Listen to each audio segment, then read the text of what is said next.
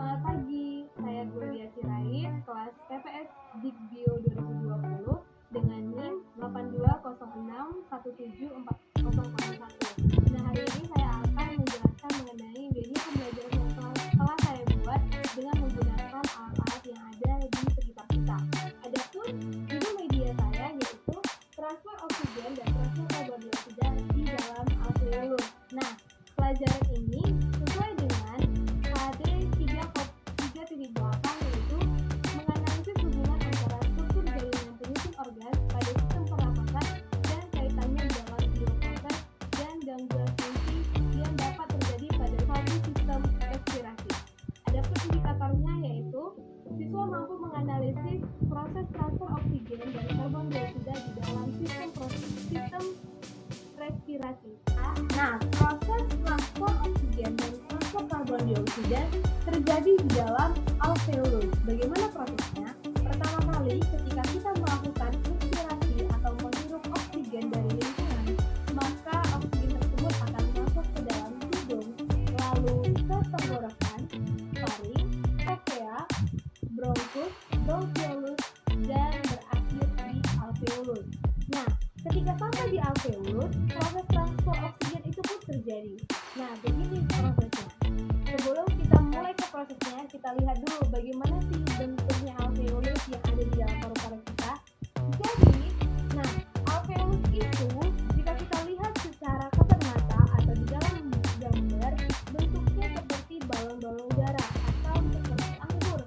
Tapi pada kenyataannya, ketika kita lakukan pengirisan melintang, maka kita bisa melihat bahwa di dalam alveolus tersebut bentuknya seperti ini. Ada ruang-ruang kosong yang ada di dalam alveolus tersebut, dan ini dikelilingi oleh pita merah.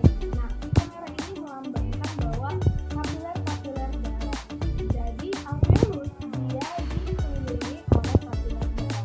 Nah, ruang-ruang ini akan digunakan untuk proses pertukaran oksigen dan karbon dioksida, yaitu antara kapiler darah dan juga ruang alveolus. Jika kita besarkan salah satu dari ruang alveolus dan juga kapiler darah, maka bentuknya akan terjadi pada ruang alveolus dan juga kapiler darah. Nah, di antara ruang alveolus dan kapiler darah terdapat membran respirasi.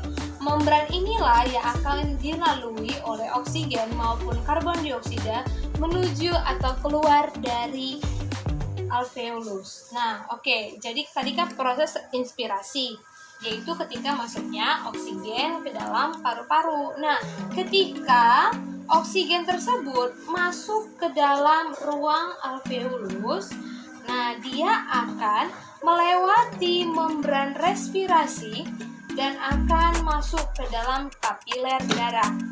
Nah, proses yang terjadi adalah proses transportasi difusi, di mana difusi adalah perpindahan dari konsentrasi tinggi ke konsentrasi rendah. Nah, oksigen di sini dia yang memiliki konsentrasi tinggi. Nah, dia akan melewati membran respirasi dan akan mengikat hemoglobin.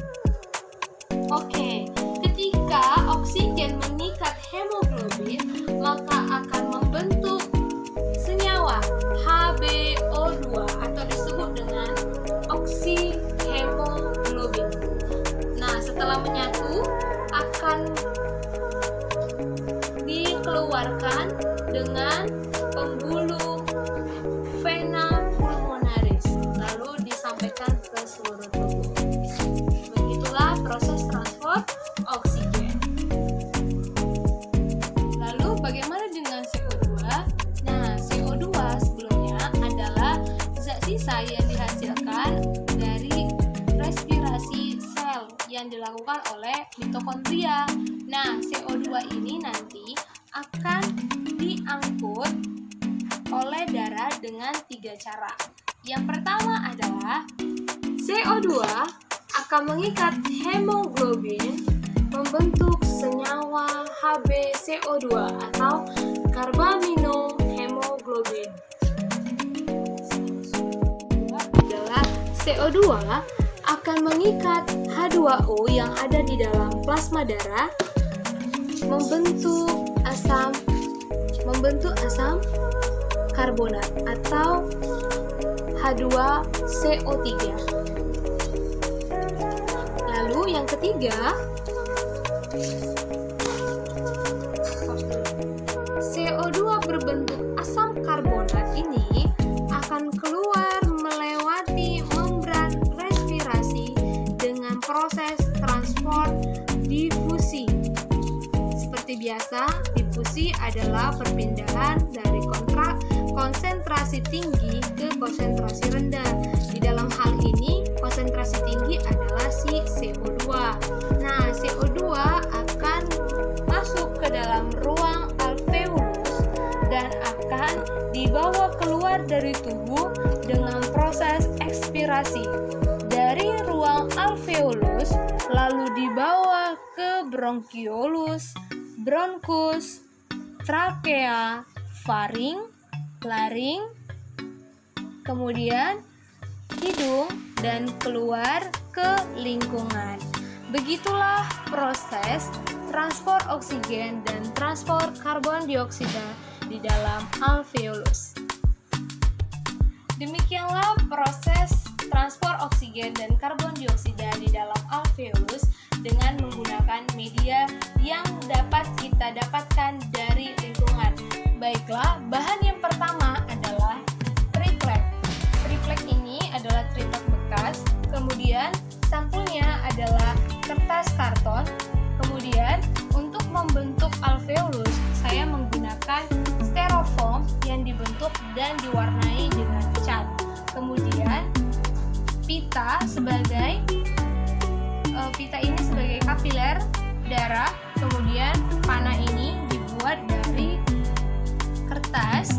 Kemudian untuk menggerakkan si CO2 maupun oksigen ini terbentuk dari styrofoam juga yang diwarnai, dan di belakangnya telah dilengketi oleh magnetnya seperti ini. Baiklah, demikianlah presentasi saya. Jika ada kurang, saya mohon maaf. Akhir kata saya ucapkan semangat pagi dan tetap jaga kesehatan. Terima kasih.